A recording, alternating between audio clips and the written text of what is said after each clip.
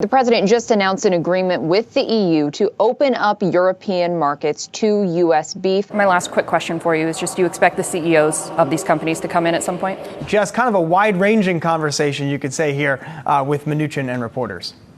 Yeah, covered a lot of topics, but we started out talking about cryptocurrency, what everyone here in Washington has been talking about for the past few days. And Mnuchin says Treasury has very serious concerns that Libra could be used for money laundering or financing terrorism. 164,000 jobs added in July. Unemployment rate steady at 3.7%. Wages came in a little better than expected. Because they don't know what it is, they don't know who should regulate it. So that's why she wants to question Mark Zuckerberg. I asked her what she could learn from Zuckerberg that she didn't learn from David Marcus, Facebook's head of Calibra.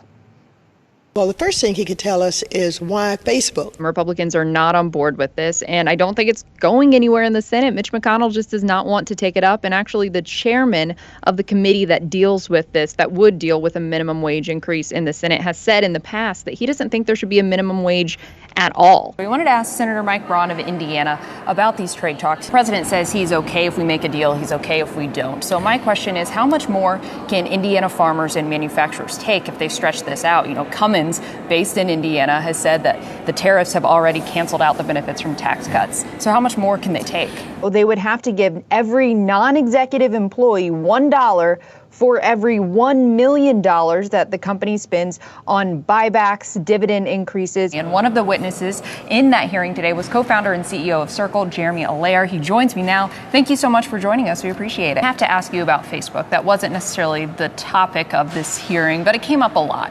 Do you think Facebook, as it gets into this space, do you think that helps, or do you think that hurts the adoption of cryptocurrency? But now the president says that China has not come through on its commitments. He says the Chinese have not purchased more agricultural products. He says they also have not stopped fentanyl from coming into the United States. And because of that, he says he is putting tariffs on the remaining $300 billion in Chinese imports. These multi-employer pension plans are just running out of money. So what this bill would do is create a special agency within Treasury that issues low-interest, long-term loans to shore up these plans. He says that Facebook is dangerous and he does not trust the company. I asked him if anything Facebook said in that hearing today eased his concerns, and he said no.